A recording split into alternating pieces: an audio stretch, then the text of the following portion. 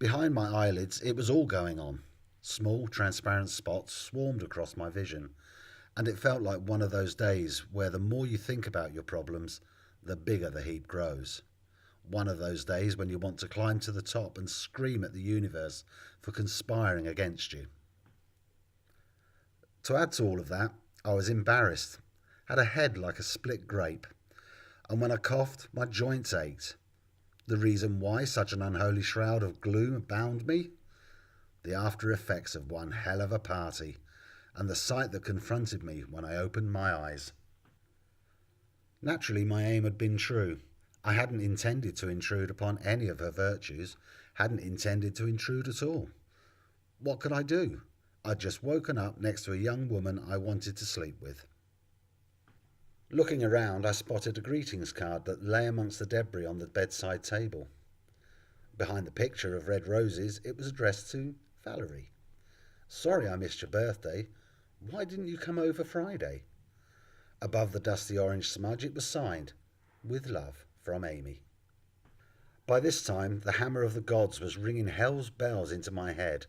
I just couldn't wrap my brain around where I was. The booze had left me with weak numbness again, but thankfully no paranoia that time. I pinched the back of my hand to make sure it was all real just the same. It was at that point that Valerie sat up, eyed me with wayward calculation, and moved in for the reckoning.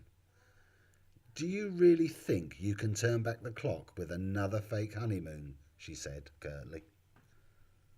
I didn't have a clue who she was, let alone what she meant. When she stopped talking, a quick blush overspread her face. The same warm flush rose to my own cheeks and somehow set us both at ease, but raised an even stranger question. Have we met before? Am I the double of a real person or a recurring one-night stand? I answered her question with such a weak cliche. Well, it takes two to tango. It's cringeworthy on reflection, but she was extremely pretty. I suppose I was trying to preserve whatever we had, whatever that was.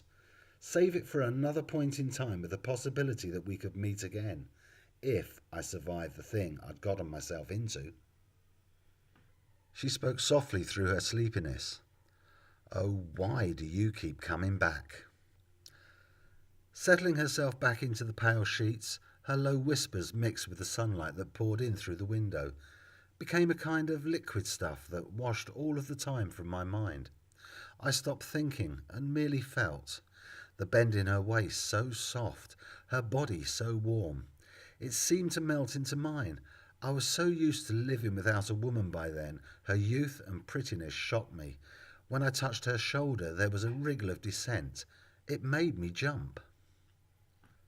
And so it came to pass that a make-believe maiden as innocent as a sleepwalker blew the air around her face and tried for another sleep, while I tried to think of what to do. Once she had dozed off again, I kept a close eye on her, her breast rising and falling with the regularity of a pendulum. With the soft, sweet smile on her face, it was clear that no bad dreams had come back to disturb her peace. Settling down behind her, I traced a small scar down her shoulder blade, counted the freckles on her back, joined them together in a dot to dot with my grubby finger, completely sure that for one fleeting moment in the warmth and sanctuary of her bed, affection and understanding had passed between us, with no idea that there would be a time when all the scars would be mine. An hour passed, and the room began to feel really close. Carefully, so as not to wake her, I got out of the bed, opened the window and strained my eyes towards the sunshine. Pure, unadulterated, honest-to-God sunshine, the real thing, free of creeping clouds and beaming down in great fat golden rays. The kind of day that in summertime would have mad dogs clock-watching for midday and Englishmen pulling on their knotted hankies, packing up their deck chairs and heading for Brighton Beach. With one eye open, I peered over the dusty windowsill to the street. The black Jaguar seemed to wink back at me. Still thoughts from my subconsciousness replaced them with its own. Ever since its rescue from the local funeral home, that car had been a labour of love for Valerie. The last Series 2 Jaguar XJS, most unusual that it had been converted to a hearse, wrapped in decorator's sheets and hidden away in temperature controlled storage at the dead centre of the village, Lim's funeral home. Been rested for 5 years until the new Bentley 6 had come along. Valerie's brother had cleansed the life back into its leather seats, rubbed them into such a creamy supple it had to name the thing Crombie in memory of an old warm coat. I soon came to realise it was no ordinary Friday morning. It was so supernatural it caused a kind of chill to run up my spine that only a ciggy could settle. So I punched out a Palmer and thought about a long drive in a dark car. When I looked towards the kitchen, Valerie was dashing around with the kettle, drowning the green mould crystals that grew in the milk bottles, scorching everything in her path like a scorned vixen. Each rasher of bacon dashed in the pan marked a magnificent denouncement of a duplicitous lover, to be chased with a spatula, whirled with vengefulness around the oil, and mocked with the uproarious lash of mushrooms that followed. I saw the heartbreak distilled in the chili and caper jars along the shelves. The sauce aimed like a fountainhead of pure disobedience. The tin of beans thrown around with the contrariness of having the time of her life with another strange lover in her kitchen. Until all of my emotions were clutched away with a sizzling whisper. "Let's go to London," she said, grinning wildly at me, holding the spatula like a dagger. The eggs filled the pan, and the sausages billowed and popped like balloons underfoot. The toast? That was to our drive to Camden Town, to seizing the day and setting sail. Vintage cars can often be a case of don't drive your heroes. I thought about it too long and too hard, stared death in the face. That car was a slice of the night, driven down from the sky, with evidence of a meteor strike on the rear wings. Now, I've got form for driving in hearses. I think Crombie could sense that. In fact, I got to thinking he had a soul of his own. He couldn't have been more real if he growled, fetched the morning paper and bit the postman's arse.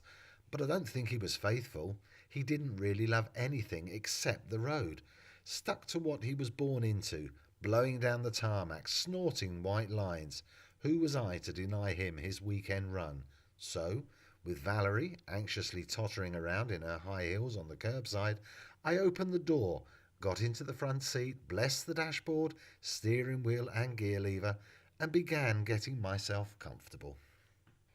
The first thing I noticed was the saccharine smell of embalming fluid and the chrome tines. Half a dozen of them punctured the polished wood luggage rack, waiting for a corpse. We were heading for the hustle and bustle of Camden High Street, fully loaded with snacks and supplies, including a lump of slightly damp wedding cake all wrapped up in polka dots and paper lace. Once Valerie had inched down her dress, she climbed in, turned up the music, slid away the wet label from the beer bottle and casually took her sips, being very careful not to wet her lips, as though it were champagne she was drinking. With the single turn of a key, all 12 cylinders blazed into life. The perfect start, a solid declaration of intent, and much more wrought than the obnoxious fanfare of a Ferrari, with a lovely loud growl at the top end, the auto version of a Lancaster bomber flying overhead. Boy, he was handsome. With so many chrome buttons on the walnut dashboard, I couldn't keep my hands off. A sports button on the gearbox was unusual in the 60s, as were the car's power windows. Like every man who ever donned a black tie and sat behind the wheel of a black vintage car, just for a fleeting moment I was James Bond. Thrilled by the drumbeat of twin exhausts, I gently eased him off the pavement, tipped the wheels into the road and pressed my foot brazenly onto the gas. I could smell the rush of the fuel. It made him growl for more as we echoed off, under the arches and along the village high street, out of Christchurch. Through the rolling grassy bends of the countryside we flashed, and me, my God, blessing the impulse that compelled me to whip him faster through the milky veil of mist. Valerie was grinning beside me, her attempts to talk drowned by the roar. All we could do was exchange cheerful smiles. She accepted one of my Palmers as consolation, tapped the leafy crisp end on the dashboard, lit it with a gold Ronson, drawing the smoke deeply into her lungs with a long sigh and exhaling appreciatively. On that day she was wearing her hair long. The winding plaits recoiled on the beautifully rounded slopes of her shoulders. With a hint of self-consciousness she checked her reflection in the mirror and then gazed back towards me as she repositioned a shock of fiery locks behind an ear. I couldn't help but notice her bare arms and legs. They were in need of some sun.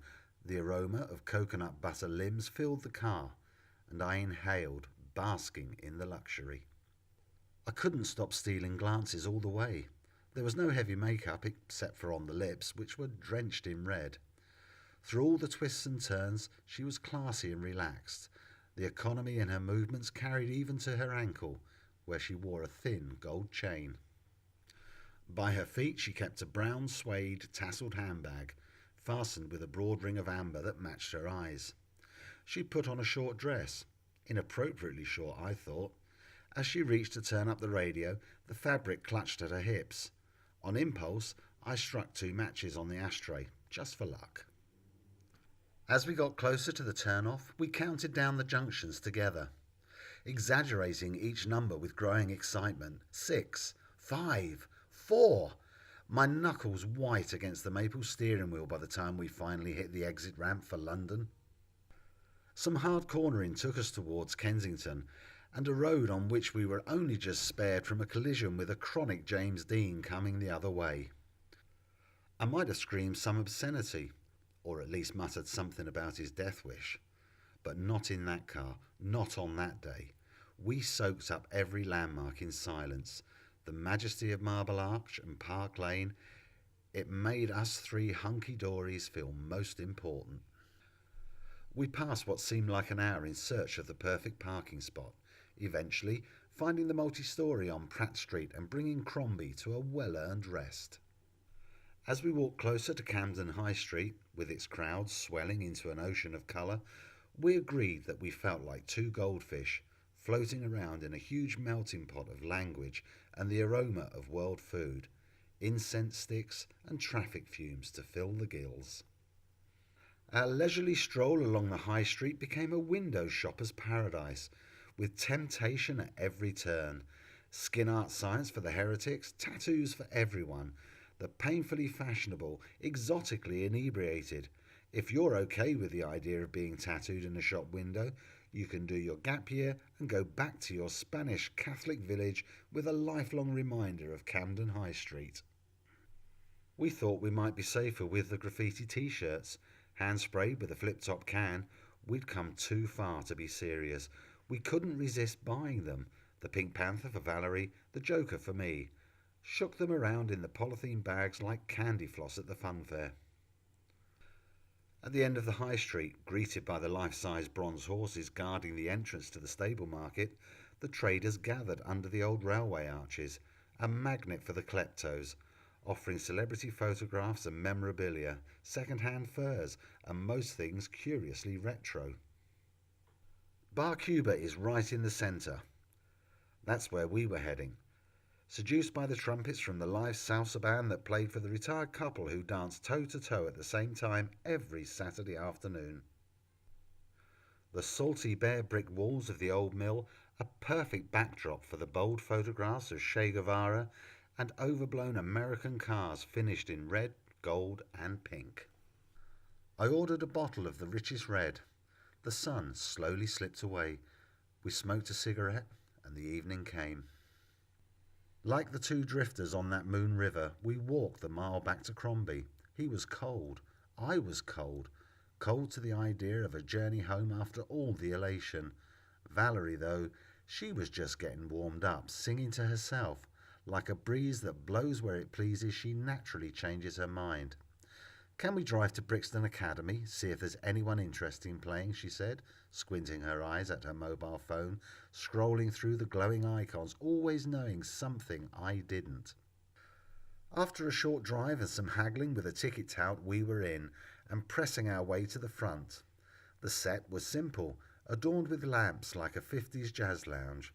At just before 10, the house lights went down, and the voice filled the place. Ladies and gentlemen, I give you the one and only Amy Winehouse. Valerie slipped the brassy clips from her hair, untied a ribbon, and let the strawberry locks fall down onto her shoulders.